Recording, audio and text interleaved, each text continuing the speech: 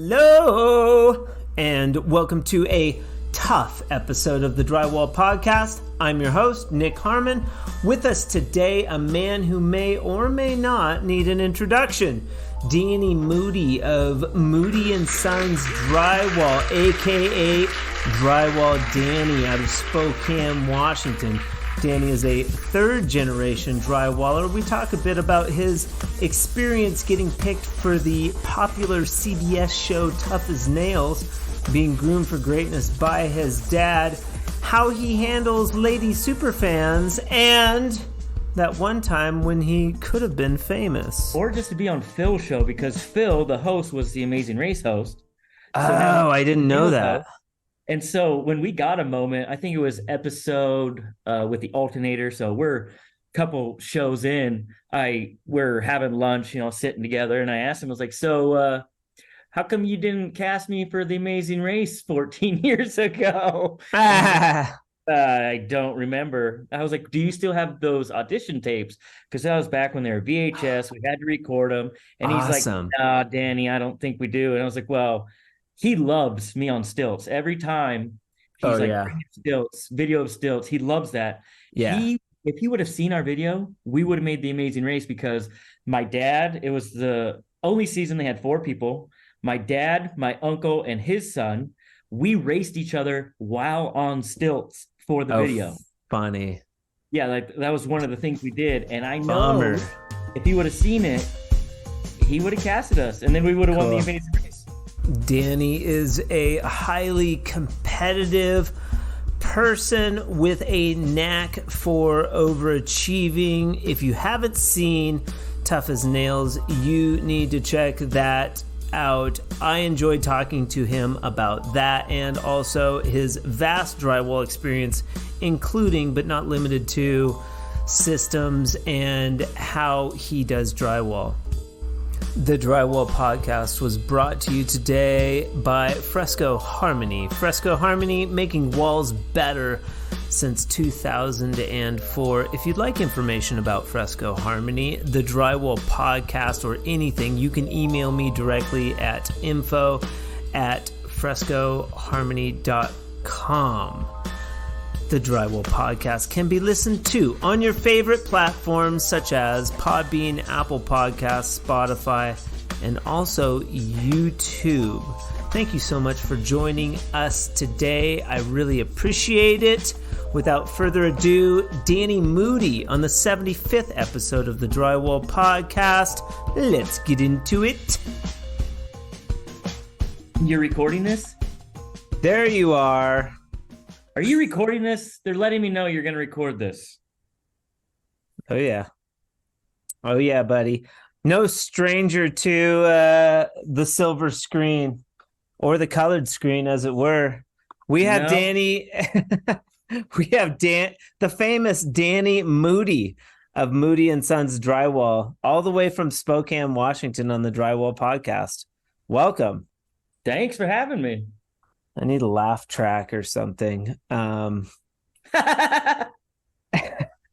you go. So what was going through my mind before we talked was my friend and I were watching Tough as Nails last night, and we thought it would be really funny if she called in and acted like a super fan. Hey, hold up, Danny. Let me see here. 1 second. We have a caller coming in. You're live on the air with Danny Moody, star of the famous show Tough as Nails. Did you have a question? You mean I'm live pre-recorded on the air with Danny Moody? More specifically. Hi, I do have a question. Hi, Danny. Hello. Are you getting flooded with calls from lady super fans? No, you're the first lady super fan. But have other women just not seen his muscles on TV? Why do you think that? We have been talking a little bit about his muscles. All right, we'll have to dive back into why his physique is so amazing, and we'll talk about that. It's the dad bod. So yeah, which we all know is very sought after right now in the. All right. Apparently. But Well, Danny, I said hi. Can't wait to finish the season. And I can't wait to hear the podcast. awesome. And just a caution to all you ladies, he is married 14 years and he has 4 beautiful children, ages 4 through 9. Wow. She's a lucky woman. Of course she is. Thank you, caller. Appreciate you calling in, and keep listening to the Drywall Podcast. Yeah. In the entertainment industry, we try to come up with all kinds of funny and fun things to do, especially in drywall. A little background about Danny Moody and what I know of him. You recently went up to Columbia to hang out with those dudes, and Phil was up there, and I was like, oh, that's really cool. Phil's at Columbia. Everybody knows Phil. He's like the super cool, amazing finisher guy from Canada. And then this other fellow, like, who's that guy? Why'd they invite him along? Nobody knows him. Okay. Third reference. The hover, what is that thing called? Hoverboard? They call those hoverboards. They call those hoverboards. Okay. So obviously I've seen that video, and my initial thought on that video was, who is this idiot riding a hoverboard on stilts, running the box? Because I've fallen on one of those. My friend's kids had one, and I jumped on it I'm an athlete, I'm gonna do this, and immediately fell on my ass. And so I was A, it takes a lot of skill to do that, especially if you're pressing the box against the ceiling. And then B, that is hyper dangerous, and your floor area must be super clean to pull off that kind of a deal. And then third, the tough as nails. So I think you had come up in a couple conversations where someone was like, oh, that guy was on Tough as Nails, you should interview him. I'm like, okay. I don't know. I haven't seen Tough as Nails. Maybe he's got a cameo or something on Tough as Nails. And this and that. Now I'm watching it. It's Danny Moody's the star of this show. Pretty funny though, because I was telling my friend, I was like, he's not just on Tough as Nails. He's the star. I mean, let's face it. You got Farm Girl. You got the older lady, you got the Marine. They're all great, they're all pretty good characters, but I feel of the characters, Danny Moody represents drywall. They couldn't have picked a better person. Thank you. Yeah. So let's go. I mean, we may as well dive in there, because that's kind of interesting to me, and then we'll go into the history of your drywall experience and how you got going. Enough of me ranting. Tough as Nails. Did you enter? How did you find out about this? Because you're in season 1, and I don't want to tell too much about the show in case people want to go and watch the show. I'm only on the 3rd episode myself, but we're into it now. We're watching, and I've followed some of the people, some of the characters on Instagram, that you knew or came into contact with on the show. How did you get hooked up? Where was the inspiration? Did they reach out to you? What's the story there? Okay, so Drywall Shorty. And then also give a background to maybe a little bit of what the show Tough as Nails is, probably better from your perspective than mine. Okay, go ahead. Got it. So Lydia, Drywall Shorty, we've been friends since, I don't know, way back when. Okay. And the show, they didn't say who they were, what network, nothing. They reached out to her. Of course. Because, ladies in trades, it's awesome. And she's Drywall Shorty. Exactly. And I would have chosen Drywall Shorty as my name, but it was already taken. Yes. And it's a good name. But have you listened to any of the Drywall podcasts? Yep. A couple of them. Okay. And since you came into contact with me, I've come on your radar and you've listened to a couple.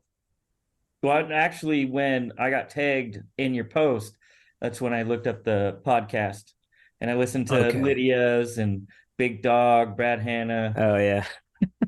Big Dog. He's a character. He is so theatrical, and I don't know Yeah. why, It's but like, I just hey, have to listen hey, to him.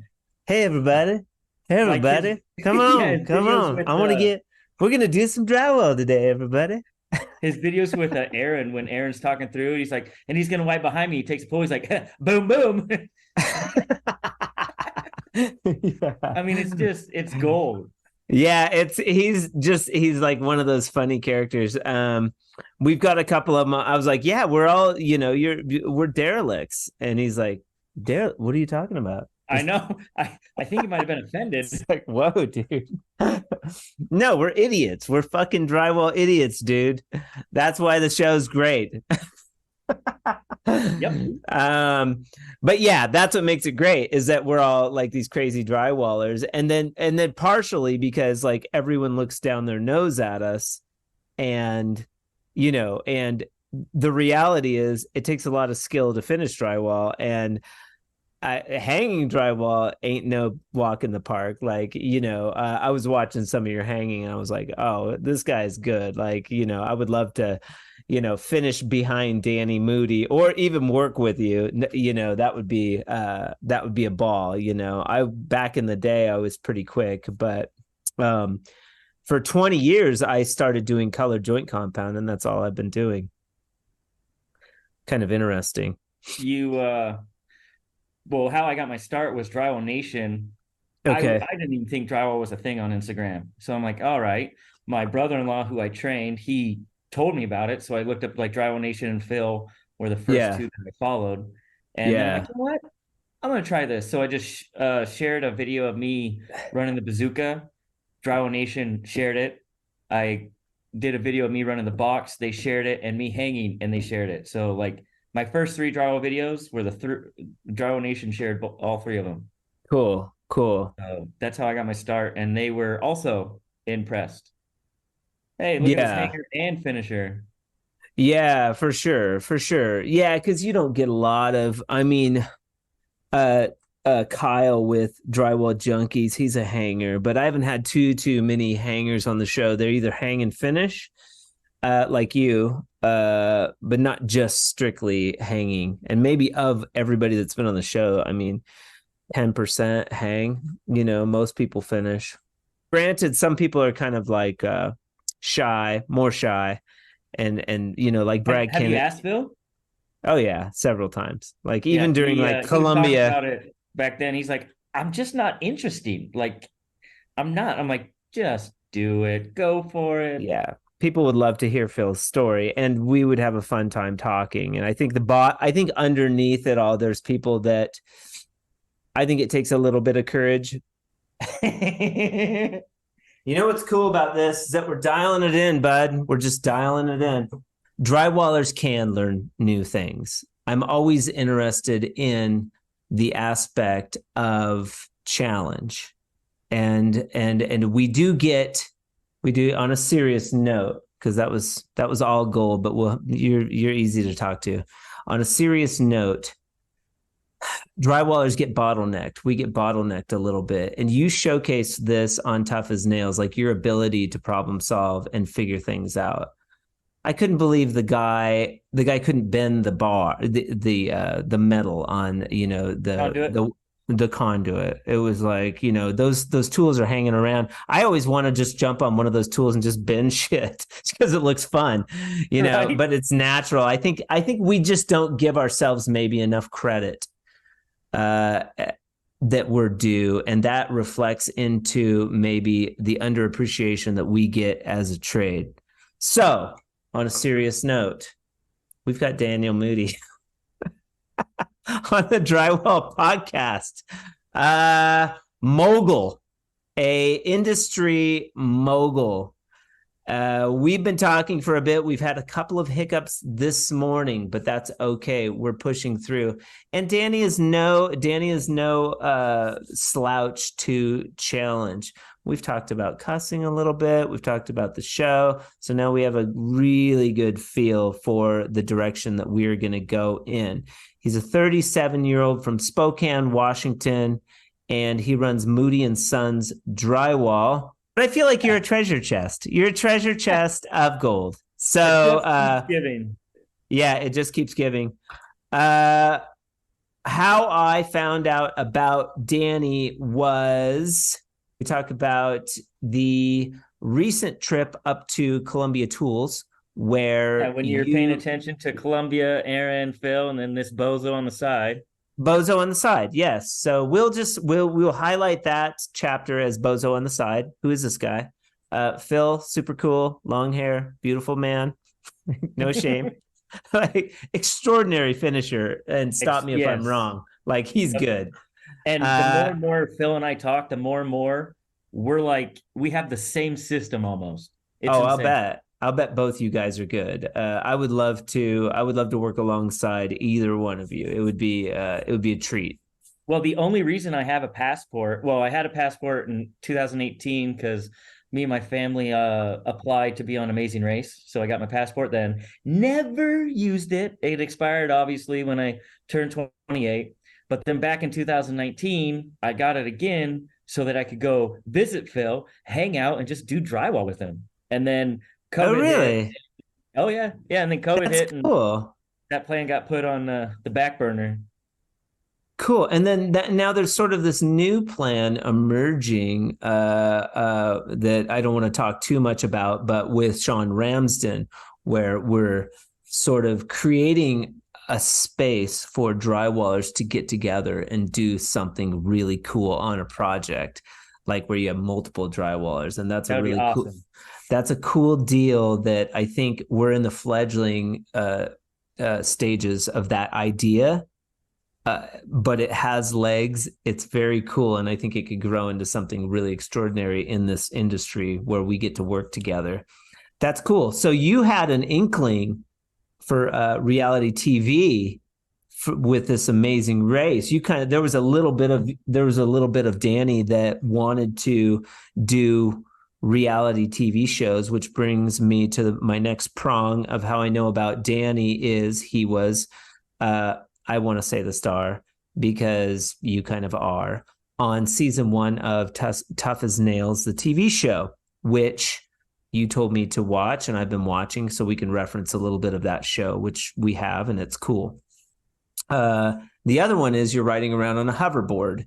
And I feel like that video went viral. Now, was your intention with making you running the box off of a hoverboard, was your intention and stilts? Let me add that he was on stilts on a hoverboard running a box tool.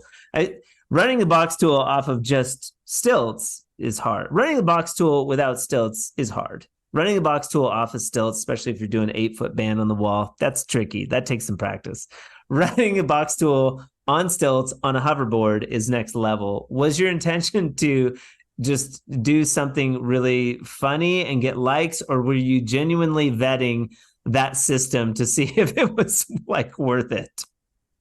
Definitely not worth it. No. But I was just doing it to be different because, I mean, everybody runs a box, runs a tube, runs everything. And I was like, you know what?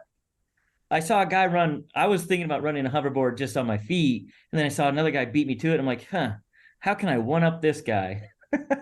Hey, hold up, Danny. We have a caller coming in. You're live on the air with Danny Moody, star of the famous show Tough as Nails. Did you have a question? You mean I'm live pre-recorded on the air with Danny Moody? More specifically. I do have a question. Hi, Danny. Hello. Why won't you let me talk to Danny? Why are you gatekeeping? Well, Danny's mine right now.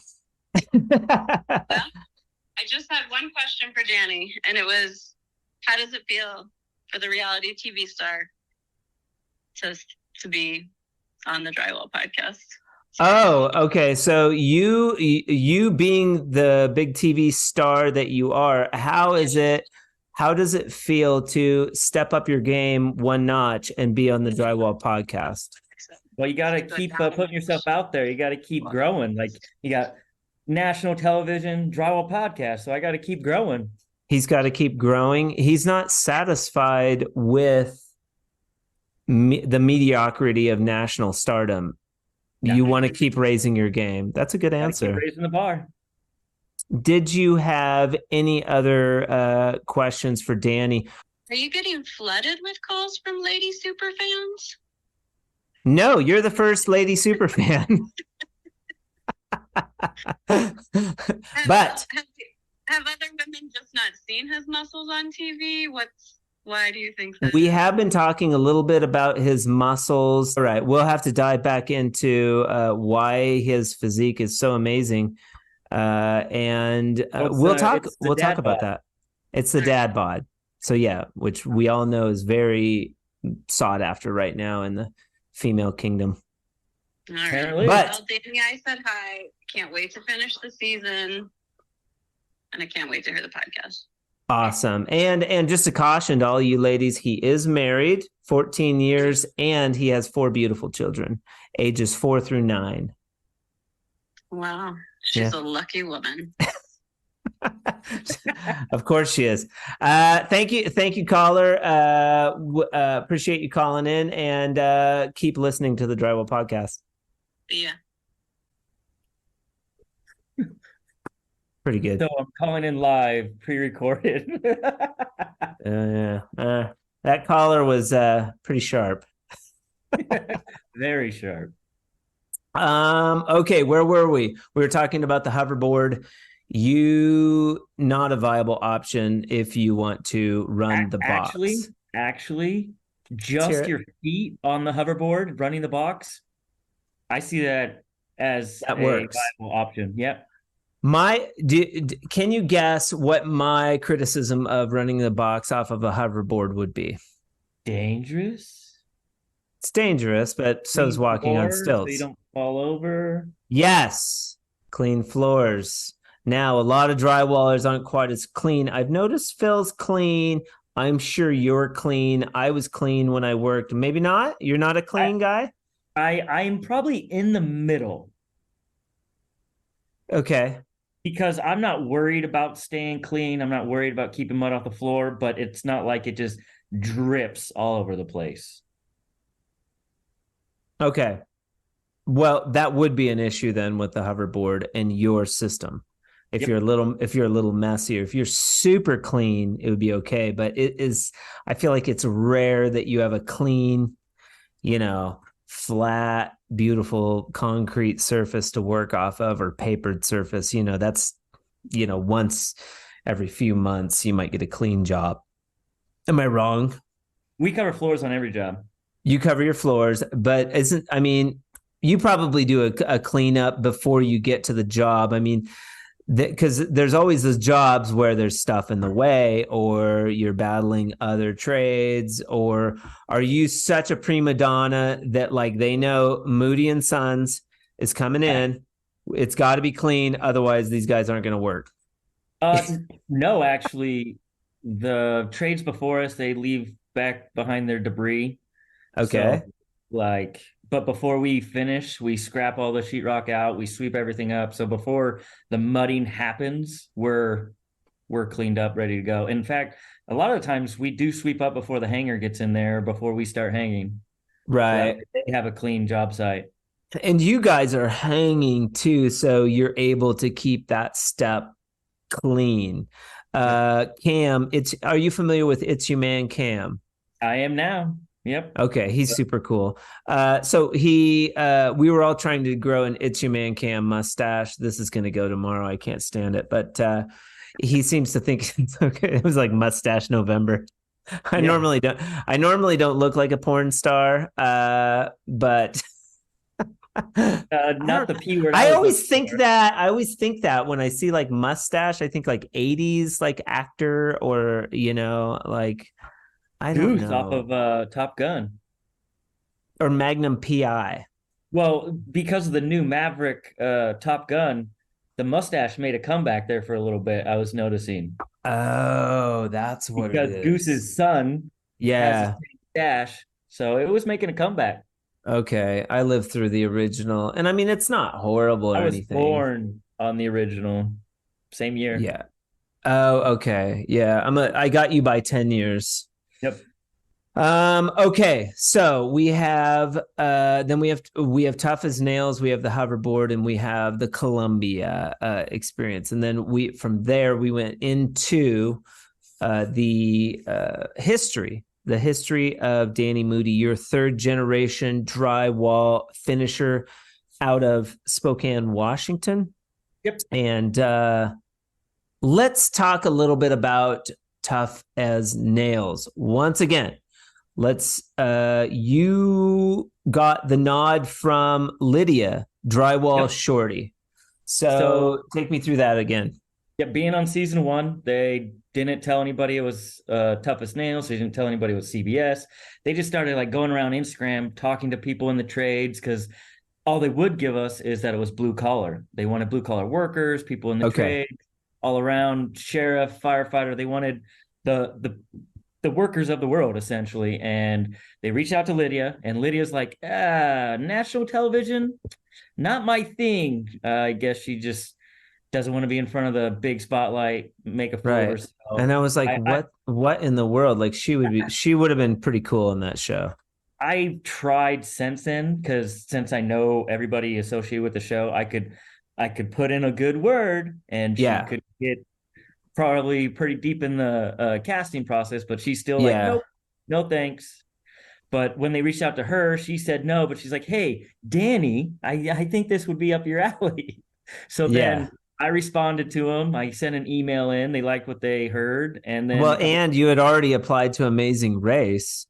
Well, that was 15 years prior, 14 years prior. Interesting. Yeah, because we did it when I was 18. You did it when you were 18. So you kind of had this like dream of being maybe on a reality show. Or just to be on Phil's show, because Phil, the host, was the Amazing Race host. I didn't know that. And so when we got a moment, I think it was episode with the alternator. So we're a couple shows in. We're having lunch, sitting together. And I asked him, I was like, so how come you didn't cast me for the Amazing Race 14 years ago? I don't remember. I was like, do you still have those audition tapes?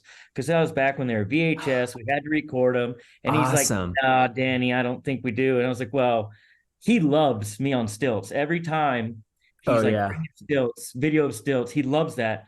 Yeah. If he would have seen our video, we would have made the Amazing Race, because my dad, it was the only season they had 4 people. My dad, my uncle, and his son, we raced each other while on stilts for the video. Funny. Yeah, like that was one of the things we did. And I know if he would have seen it, he would have casted us, and then we would have won the Amazing Race. So, going back to the Tough as Nails. Let's talk. So I sent in the email, and a couple months later, I had some Skype interviews with Phil and other CBS execs.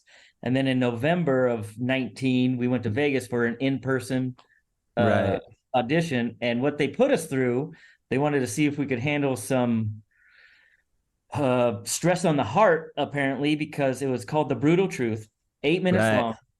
Every 30-second stint, you got to do 10 burpees. Okay. So you make 10 burpees in the first 30 seconds, you got to do 10 seconds or 10 burpees for the next 30 seconds.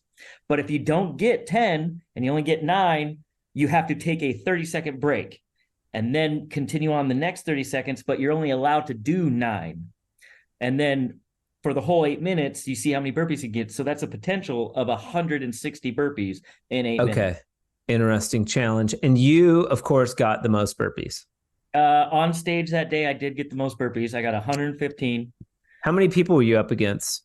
They had, I think, like 4 rounds. So like 20, 22 people. Okay. Not bad. Was the Marine guy, what's his name? Mitch? Murph. Was Murph there? No. Linda was there. And I think Lynette, Linda, and me. Yeah. She's kind of a hothead. That girl. Oh, yeah. Yeah. Oh, yeah. The Tough as Nails. I don't want to say too much about Tough as Nails, but the characters, of course, like any reality TV show, they start emerging, as the show goes on. Very cool. So what happens after that? You go up, you have a good, good interview. Yeah, like true TV fashion, they take all of us and they interview us, and I'm noticing the questions are trying to, I don't know, see how tough you really are, or this, why didn't you do good, or why did you do good? And one of the guys was just making excuses, and the interviewer's like, "Oh, you're making excuses because you're bigger and this guy's smaller, so you're not going to be able to do as Yeah. many." Okay, okay. So I'm noticing this, and I go in there with the attitude like, Now, wait, do you think they were vetting people that were making excuses, or there's probably a specific amount of people that are like complainers that they want on the show to create drama? That's my immediate thought. They're doing you both. know, They want good personalities and they want drama.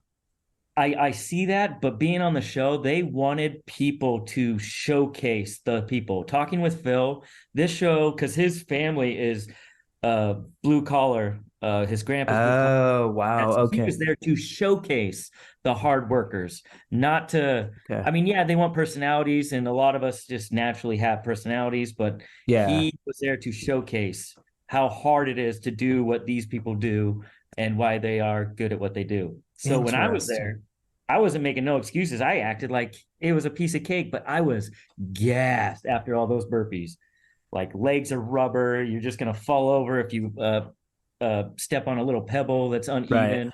And the guy asked me how I was doing. I was like, fine, that was a piece of cake. Let's go run a Yeah. mile. And he's like, cool, give me 5 more burpees. I'm like, okay, drop down, give him 5 more burpees, jump back up. I'm like, is that all you got? Let's do more. He's like, okay, do 5 more burpees. I'm like, Danny, shut your mouth. But Yeah. I drop down, give him 5 more burpees, jump up. I'm like, we gonna keep going? He's like, all right, I like this. So I And if think you if you watch Tough as Nails, that's pretty much your personality on the show. You're very like let's get after it. Let's do this. Not to mention kind of the star, if I do say so myself. Just my opinion. Just I my think that's opinion. the But first time you mentioned that. Danny, it is that we're recording. Danny, Danny kind of steals the show. He steals your heart a little bit too, I want to say. And again, I don't want to give away too much, but there's aspects of the show I think that pertain to our trade that there is a neat parallel, and knowing that about Phil is very very cool. It makes me like have a little more respect. I'm like, oh, this guy's doing this for, they're kind of making fun of the trades, but that's not the case at all. They're putting No. these challenges in place. They're having all different types of tradespeople do these challenges to see who's like the toughest. And what it really showcases is the tenacity of the blue collar worker, female Exactly. and male. Very cool in that regard. So kudos, a shout out to Phil of the Tough as Nails show. Very cool. And there's what, 8? How many seasons now? There's 5 seasons. Okay, so they're doing pretty well. That's good.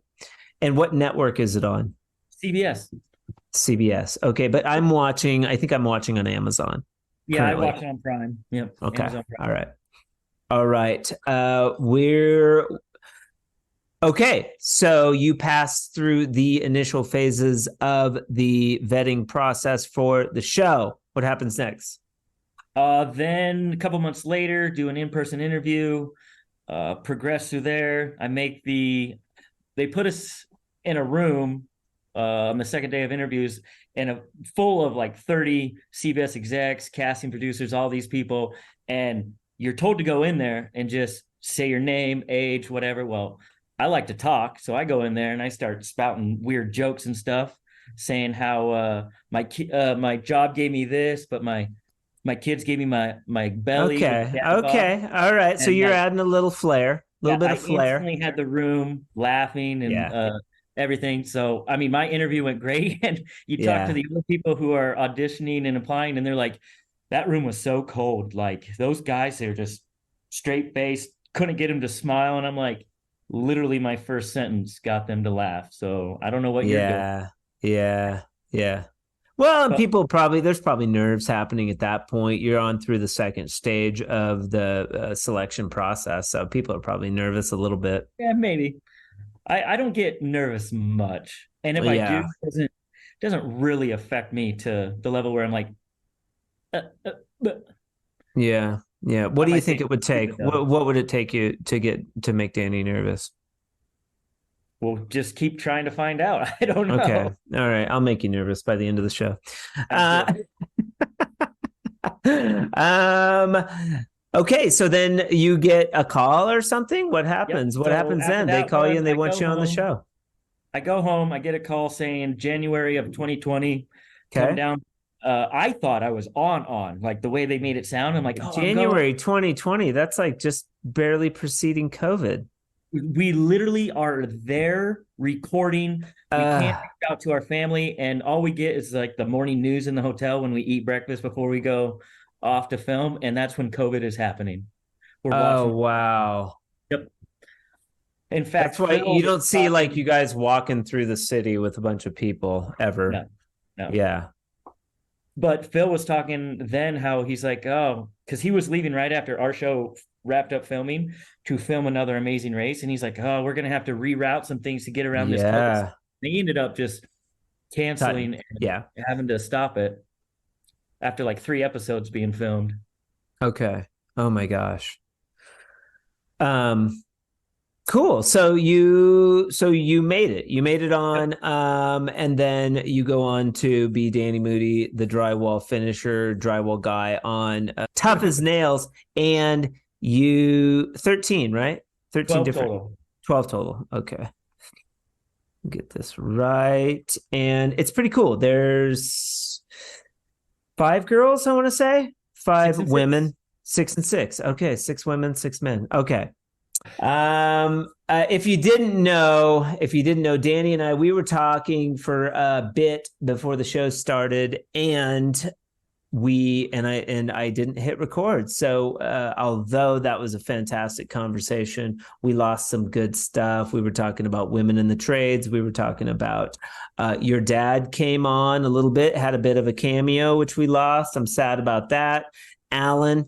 And we talked a little bit about your grandpa, first generation in the 60s or 50s or whatever. We were talking about you starting at the young age of 6, your son also spotting nails at 6. And this has been kind of a family affair. Let's get into that a little bit. I had spring break while I was in 1st grade, and Dad decided to take me to work. Okay. And started spotting screws when I was. Was it just you at the time, or did you have an older siblings? I did have an older brother, but he was not working at the time. He was the main worker. He started as young as I did as well. Okay. But I don't remember why he wasn't working. But what was sweet was one of the jobs that we did during the week was at this this mansion. Okay. And my dad was paying me a whopping 50 cents an hour, man. I was. Dude, my dad paid us $1 an hour. Your dad, Alan. I'll have to talk with Alan. Hey, it's a little cheap. Taught us the value of money. Okay. Well, he sure did. But anyways, what was awesome was this gal had an in-home movie theater. Okay. So for lunch break, we go in there and we start watching a movie. My dad doesn't watch very much of it. He goes back to work. But I got to stay and watch the whole movie. Yeah. And the talk at the shop was, yo, I need to work for Alan, man. He pays you to watch a movie while on the job. Yeah. Yeah, of course. He paid me the whole time because how much is really 50 cents an hour? Right. Yeah, enough to buy a toy. Hey, I made 20 that week. I was stoked. Yeah, my dad, he was actually pretty hard. Like, yeah, you better. So I first got out of high school, my very first house, completely on my own. Like I have done a couple coats on my own, this, that. Okay. My first house on my own. I think this house was maybe like 7,000 square foot of board. And I had like 50 sticks of bead, and I taped it, and I asked for an extra day because I'm only allowed to tape it, coat it, sand it. So 4 days, and then it's ready for texture. You're 18? Yeah. Whoa. Okay. So, and how many years had you, every summer, I was going so summers to tape fire tape garages. That's where I was learning the bazooka.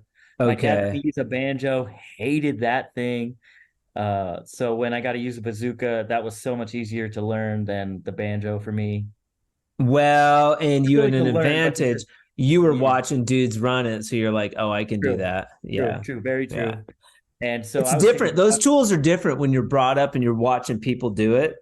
oh yeah, You're like, that just makes sense. To yep, where a lot of these hand finishers, they've always been hand finishing.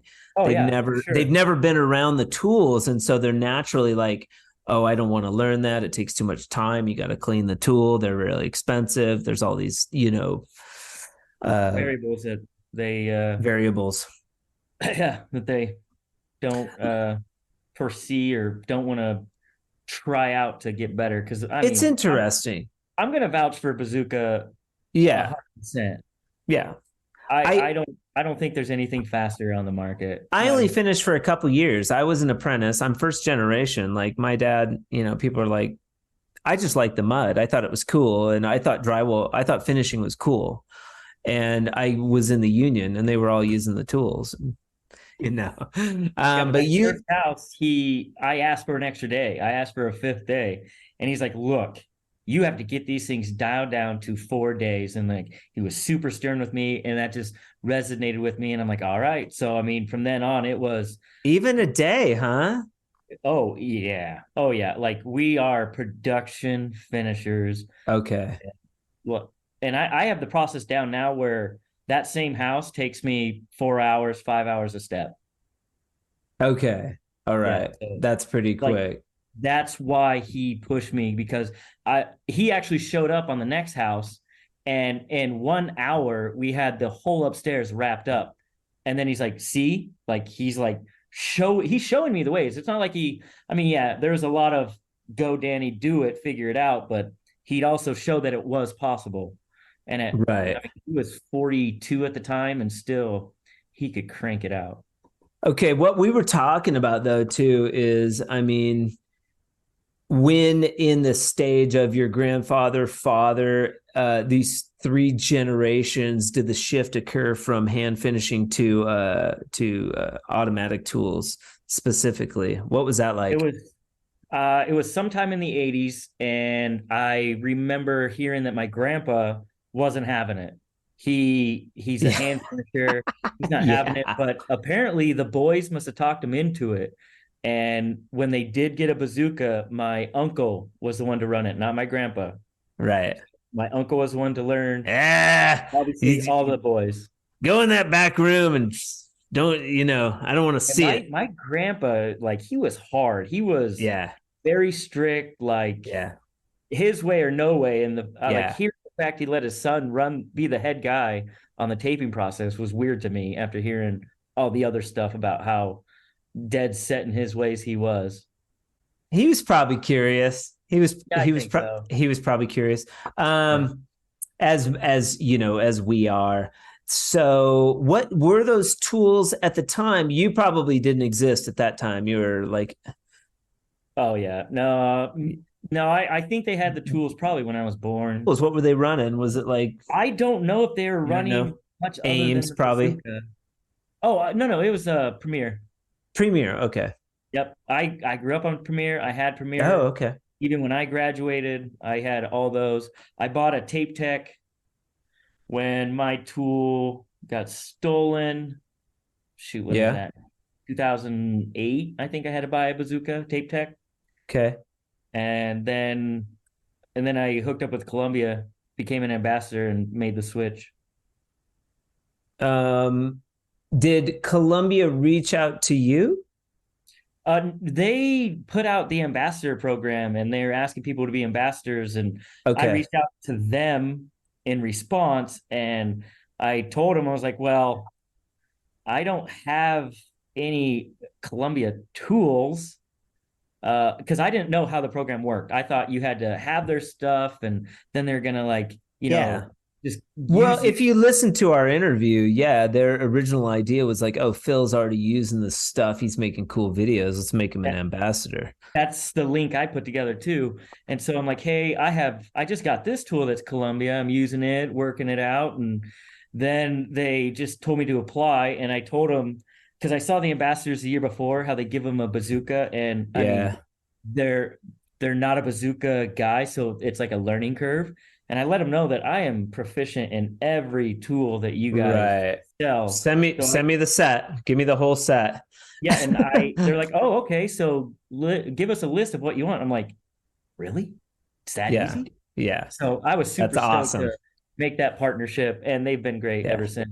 Yeah. They're super cool dudes. And now it's like, a kid can make $1 million on YouTube.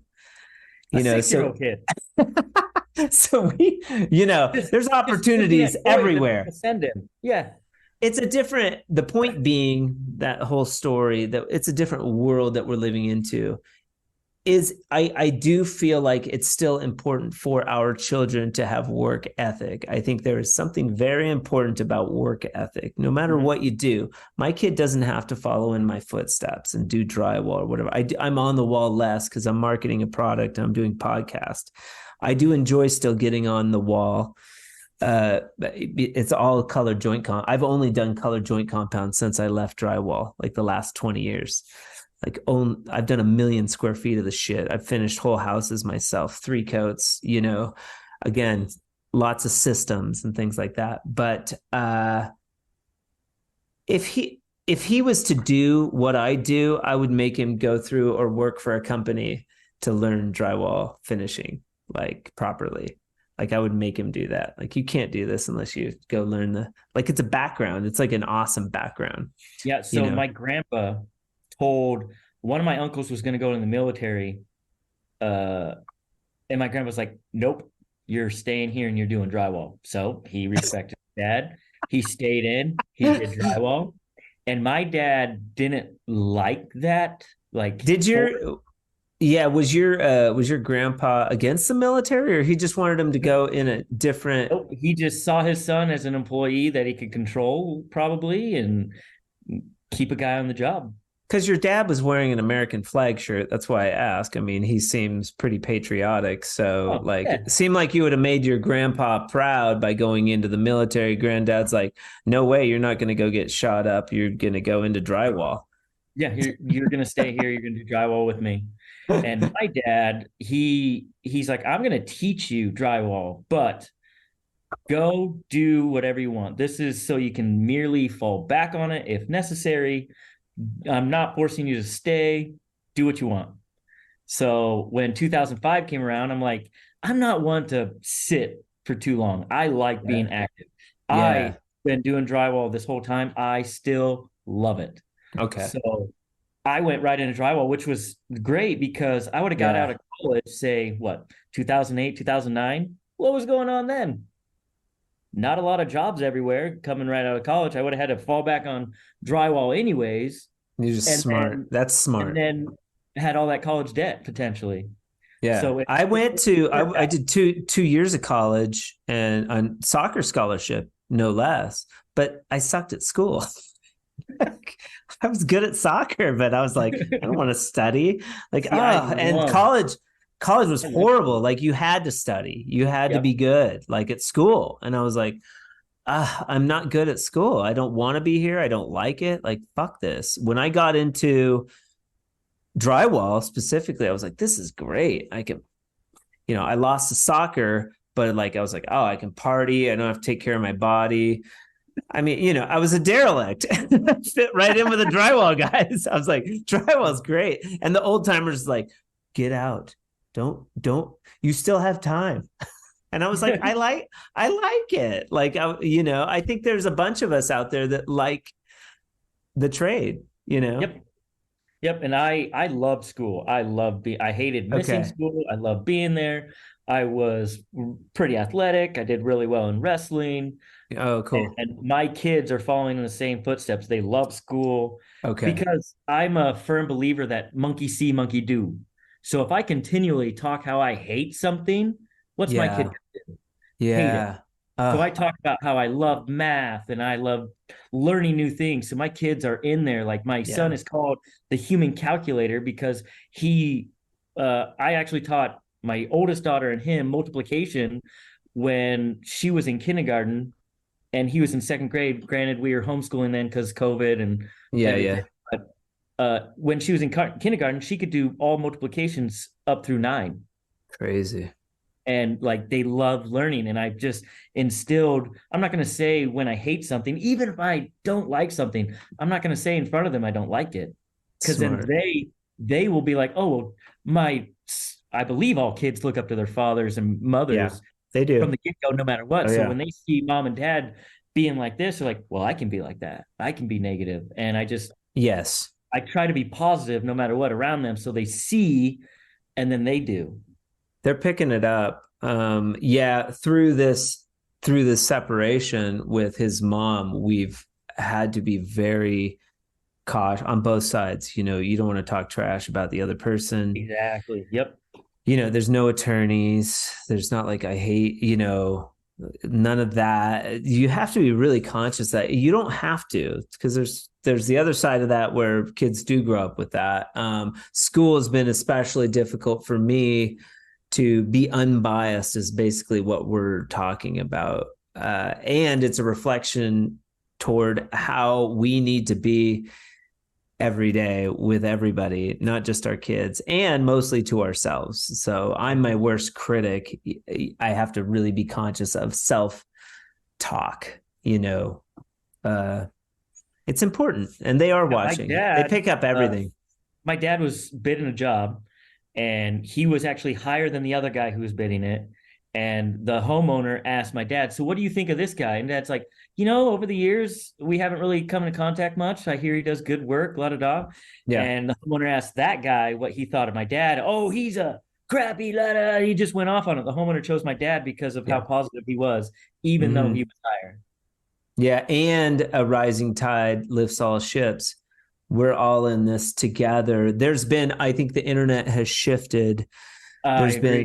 There's been like this shift around like, oh, that guy's a drywaller, that's my competition. And it's been like, it was all intrinsic. And so when somebody's posting something cool on social media, the natural inclination is to put them down, where I think that's shifting now. And especially like, you know, one of the reasons I started the podcast was because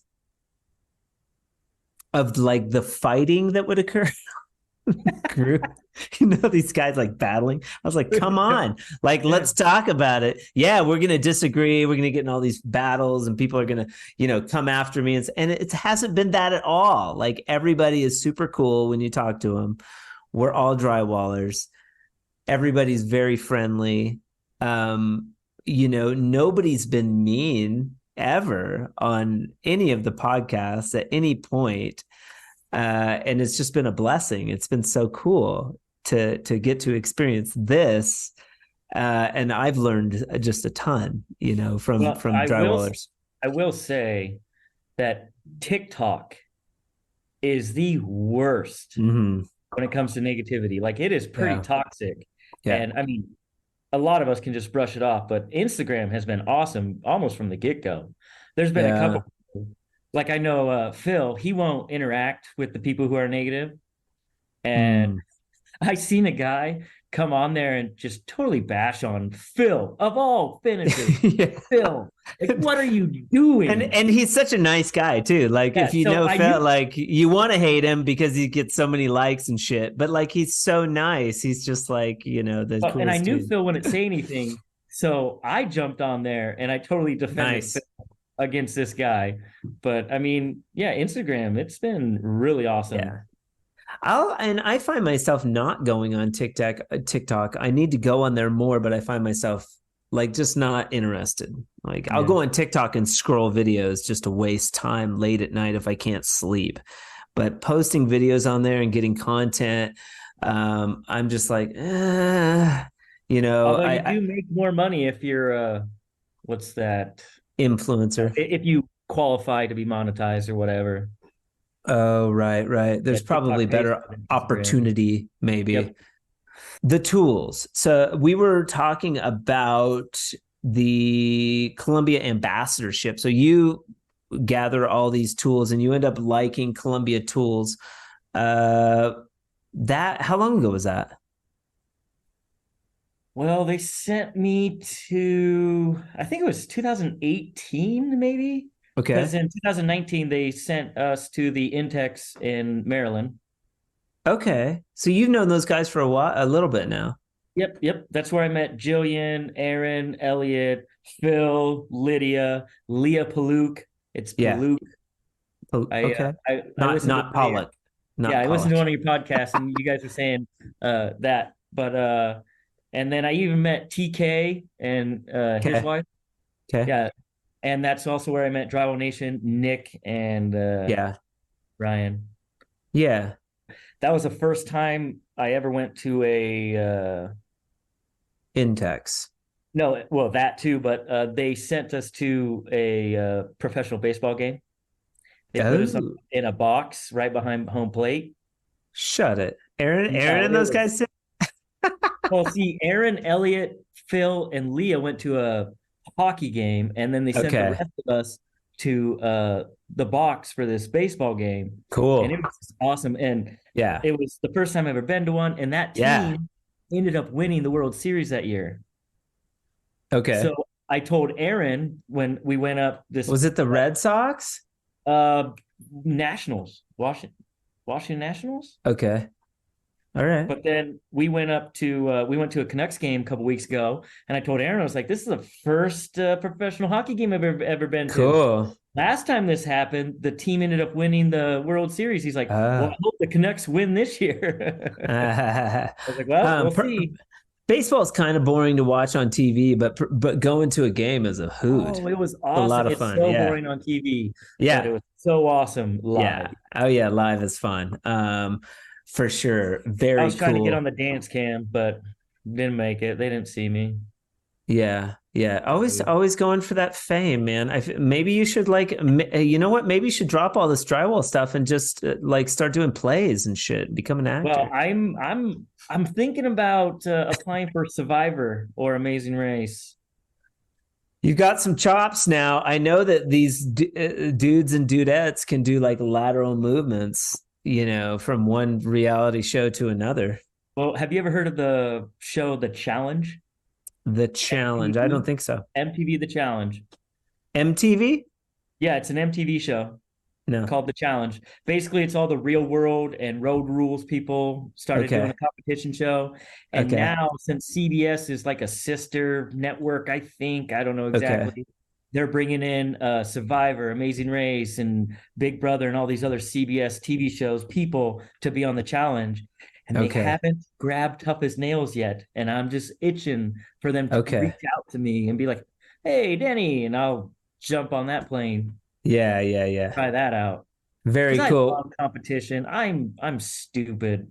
I compete Yeah. at everything. Yeah, yeah. You're doing fantastic is where I am in the show. I'm rooting for you.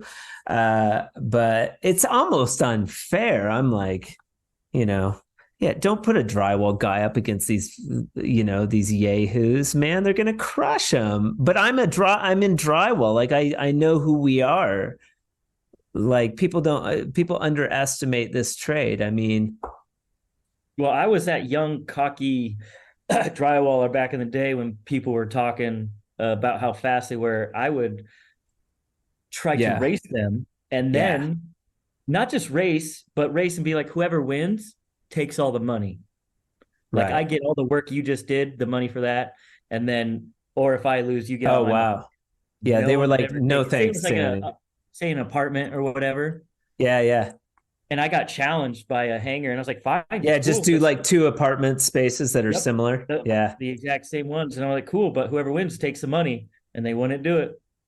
Oh man, I would have taken that challenge. I got so fast, but then I didn't really keep honing, when Fresco Harmony sort of started when I moved to Albuquerque. I stopped doing finishing. And just started doing doing walls. Yeah. Well, the cockiness is still there, but Oh I yeah. just I don't broadcast it as like Yeah. really ever. Maybe a little bit more humility. Now Yep. so it's your company now or it's your dad's company? It's both of ours. It's both of yours. So you're part owner of Moody and Sons. Yeah, we joke around saying that he's semi-retired because he really only works which is weird, when I tell him he needs to work. Okay. He likes it. I don't make him work too much, but he textures all the time. Okay. Stuff like that. But it does take a toll on the body. I mean, you'll agree, especially hanging. He hasn't hung seriously, I don't know, 10 years. Like, it's been a long time since he's hung regularly. What's your crew look like? It's me, my dad, and hanging crew, which is also one guy. All right. And he's a one-man show. And what's his name? Yeah. His name is Jesus. Okay. Shout out to Jesus. And does he have his own company? You pay him a piece rate or hourly? We pay him a piece rate. Okay. All right. In fact, he started working for my grandpa 20 years ago, and he's your age. Oh, wow. And he was one of the guys I raced. We were working on a commercial building. Him and his brother were hanging, and commercial's a little bit slower because you got those doorways and whatnot. But I was working by myself for the day, and my uncle asked him how many sheets he got, and he said he got 61. And then he's like, hey, how many sheets did Danny get? My uncle's like, oh, Danny got 51. And Jesus is like, yeah. And my uncle's like, he's by himself. And Jesus is like, oh, all right, that's good. So Jesus has got dudes that work with him. Back then he did. Now he just works by himself. He has a panel lift and just does it that way. Yeah. And I mean, is there anybody coming up? This is a topic that continuously comes up. Do you guys foresee anyone coming up besides your children? I mean, any apprentices, any dudes that you can train? Nothing, huh? It's like barren wasteland out there for tradesmen. Yeah, it's pretty scarce. And that's one thing about like the housing market I got told is tradespeople are raising their prices, which is raising the prices of houses, plus obviously everything else going in with houses. And that's why the market is just so hard to buy for younger generations now, is because you got to pay for the lack of tradesmen and women. Interesting. That was a theory I heard. And I'm like, that actually makes sense. Oh, yeah. What does the future hold for Danny? Not much. Hopefully another TV show. Gosh, you had fun. You had fun with that show, didn't you?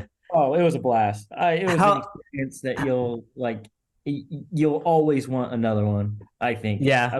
Yeah. You liked it. And how long did that process take? A month. Okay. So a month. And I wasn't allowed to contact anyone. You had to turn in your phone and any other communicator. And so for music, I took an old iPod, like the old iPods. And luckily in the room I stayed, it had a charging port alarm clock. I'm like, sweet, I have a charging thing for my old iPod right here in this room. They knew I was coming. That's all you had was they didn't allow any phones at all.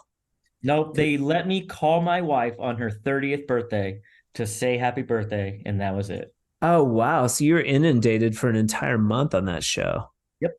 With just the people to hang out with. And we weren't even really allowed to talk to them. The other people, the other contestants. They thought, hey, if you're going to have magic and conversation, we want to catch it on film. So we would go back to the hotel room. We'd go out to eat. We had a handler, a person who would go with us to keep us in check. Like, hey, you guys are talking about the show. Knock it off. Okay. Like, we could talk about the weather, and sometimes like Murph, he was a jokester. So I don't know if you remember Luis getting told that he was too cute and not tough. Like he should be on the cover of GQ. That's right in the opening scene. Yeah. Yeah, exactly. So Murph at one of the restaurants. Yeah, I call him GQ. Like I call him GQ on the show. Yes.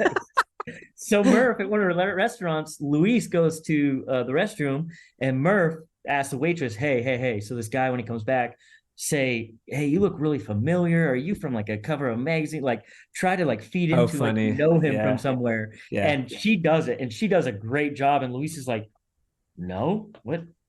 It was I was being a little meaner than that on the last episode. My friend was like, what's up with that cut, the neck cut on that shirt? And I was like, does your wife know that you stole her clothes? Oh, geez. Stuff like that. So I was being a little meaner, but we're having a lot of fun with it. It was a bummer when it was just hard to watch, man. That conduit section, that was hard to watch. It was just like, Michelle crushed him. You should have been there. It was harder to watch. Yeah, it's like, oh, yeah, it took longer, I'm sure. Yep. It was more painful. Come on. Like, pay attention to our faces while we're sitting there, and we're just like, dude. Just cut individual pieces. Like they just basically stumped those two people with this job. That's all it boils down to. Neither of them have ever touched the stuff in their life, and you could tell. I mean, but Michelle like got it done. Her light bulb went on. Like little engine that could. Yeah, she wrangled through it, man. It was maybe they made it look like she did a better job than she actually did because she had some bends in her conduit too. I don't think she ever hit really like a roadblock. Like she just muscled through it, but it took some time. Yeah, and the hay bale competition too that she did, that was fantastic. I was like, there's no way she's gonna like do these hay bales and climb up there and ring the bell. It was surprising, that's for sure. Yeah. So if you haven't seen the show, Tough as Nails on what's the network? CBS, or you can watch it on Amazon Prime. Danny, our very own Danny Moody, drywall extraordinaire, like pretty much is the star of the show, I want to say. And right out of the gate, you're like the front runner. All of the challenges you're crushing. Did that show help you with your social media? Did it bolster a lot of that? You've got these girls writing you letters every day. Your wife's like, hey man, having to like stave off all of these girls, all this attention. Nothing like that. I thought social media would grow a little more, but it is so hard to grow social media. Dude, don't get me started.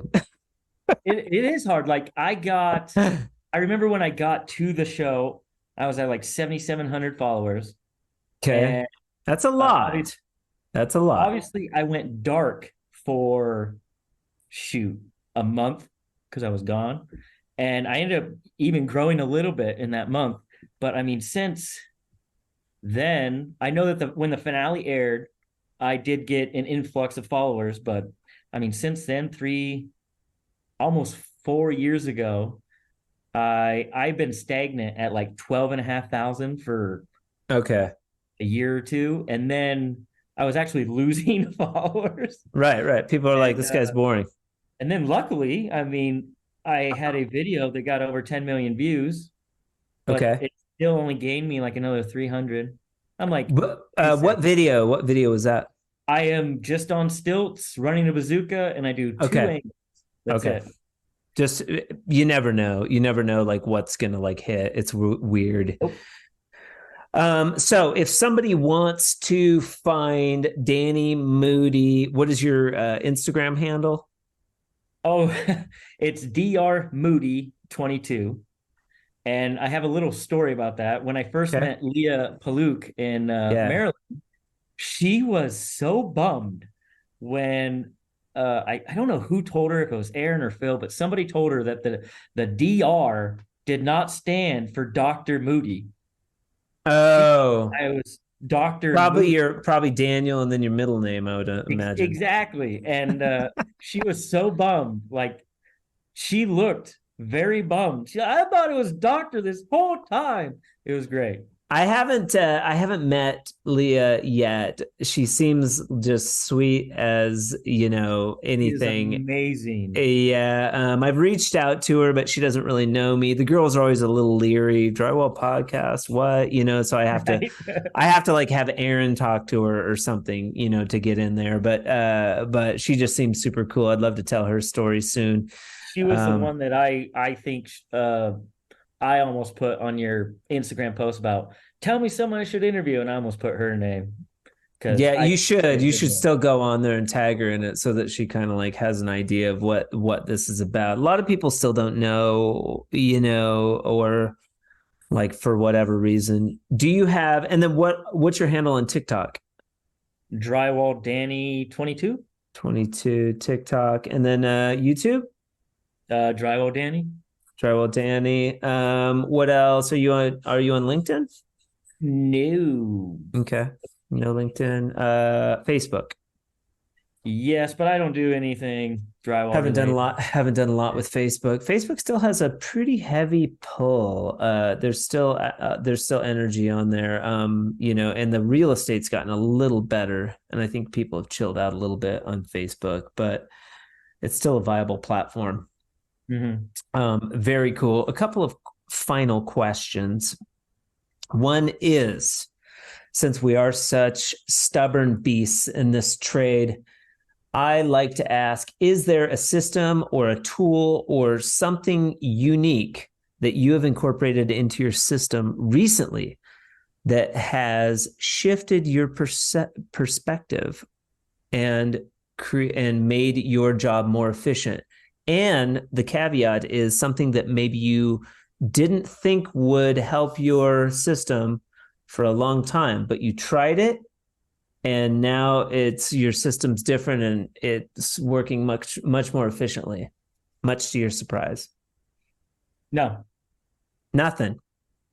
Like, I've been using new tool. Maybe you try the 3-way and it works really good. And so maybe you've always used a 6-inch, but you tried a 5-inch and you're like, oh man, it feels right. The 5-inch is way better. Or does he use a 4-inch? Okay. I'll tell you something like that. Okay. So back in 2014, I tried something because if you watch everybody pick their 3-way, they use a 5-inch, they put a 5-inch on it, take it off with a 5-inch, or they use a 6-inch, take it off with a 6-inch. Okay. Yeah. This is going to get a lot of flack, I'm sure. Okay. But good. I put it on with a 5-inch and I take it off with a 6-inch. I don't take off an edge. Okay. All right. That 6-inch feathers that edge off and I don't have to do it. So yes, I'm constantly with my hawk carrying 2 knives when I'm picking the corner. You might be interested in, have you heard of the 3-way? Like with Steve, those guys. Have you tried that system yet? For production, it seems like it might work. Like if you went around and did all your angles and then had like the apprentice or somebody just go and bust the 3-ways. What's your feedback? You can be honest. Yeah, I've tried it. And actually my dad thought of this same thing years ago. The material of the straight flex, the plastic. Okay. He was like, why doesn't someone just build like you have the outside 3-way for like bull nose? There you go. Yeah. Thought of the same way, but it enters into the corner, not a folding mechanism like 3-way has, but just a straight up 3-way that you pack in there and press in. He thought of that. I've been seeing recently, like where they come up to the corner and they leave the paper face off of the drywall and fold the paper around like a soffit. I'm like, that's really smart. Like a California patch, but just leave the flap. They fold it, they mud it and fold it around. Well, and I'm skylights are always hard to finish. So when I hang skylights, that upper outside corner, I'll score the back of the sheetrock, round it, and then that way you fold it over and a piece of bead. Yeah, that always looks like shit, and the drywall guy never finishes it. It's like,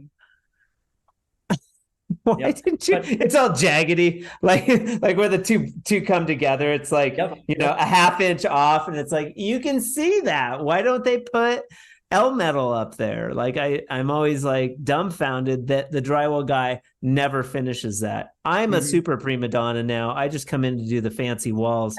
And I'm like, I didn't hang it. Yeah, but when I tried the 3-ways, it was slower than my system. Okay. And obviously, you got to get a little bit more of money out to buy them. So it didn't work with me. It didn't work with you. I was thinking I timed myself. I did a closet. Okay. And I timed because obviously you clean them up after you tape. And then on the next coat, I will backwards pick. So my dad is left-handed, and he would go in and pre-pick the corners left-handed, and then I'll go in right-handed, and I fill all his grooves, but he gives me the edge. So even if dad's not on the job, I will pick them backwards and then pick them forwards on the final, and it fills the grooves. Oh, smart. Yeah, so it's primo, and I timed it. And for 4 corners, it took me 45 seconds for the first pick and then 45 seconds for the next pick. So I'm like a minute and a half for 4 corners. I just don't see how the 3-way would help me. I could see you really digging into, is this faster? That's cool though that you vetted it that I tried it. They sent me some and I tried it, but it just didn't work for me. But I mean, it definitely is on the minds of everybody, because even my dad years ago thought of, well, if we could just speed up this corner thing, because it was before we figured out that picking them backwards and then forwards filled those grooves almost perfectly every time. Here's where I think it might work, because it does make a perfect corner. Like that you can't dispute without picking it out.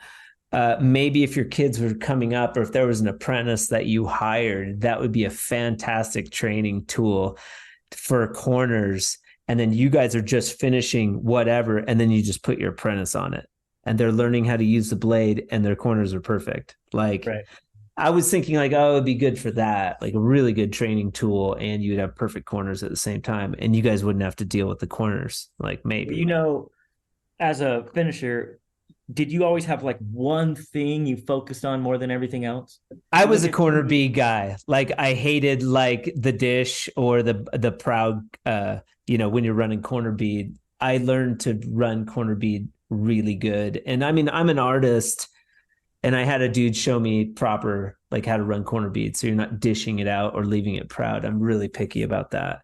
I watch people do it properly. Mine were 3-ways, corners. That was me. Okay. From when my brother was fresh. So I was a freshman in high school, and that's when dad finally let me start picking all the corners. And from day one, he's like, I think you pick them better than I do. Like, corners have been my thing. Okay. So, what's cool about that tool too is that that's where the eye naturally goes. Is the angles and corners. That's what people see, man. If there's a bad butt or a bad joint, you're going to see it in the angle. Mm-hmm. I mean, more than, quicker than you might see it in the field. Very cool. It kind of sucks being a drywaller, because if people see your work, you did it wrong. Yeah. It's thankless. I mean, I have this ugly texture on these walls, but now I go into a space with ugly textured walls, or just walls that are textured in general, and I see fresco harmony. That's like, I mean, smooth finishes there. That's a thing. Can you make that out? A little bit. What do you got up there? We literally call that the Moody swirl. The Moody swirl. And it's a texture. It's a texture. I can't tell you how you do it. I'd have to kill you. Really? Is that cool? My grandpa brought it up from Florida, and we were the only ones up here who could do it. Is it like a lightning bolt? Do you leave a little bit? Swirl. It's called the swirl. Yep. Lydia does the swirl. Mine's like a lightning bolt. It's like, and we do it with a pool trowel, a 14-inch pool trowel. No, it looks like fans. Okay. Yeah, I can't get a good picture. Maybe I can. Is it a full wall? Is it a full wall? That's okay. Is it a full wall texture? No, it's just like ceiling, just the full ceiling texture.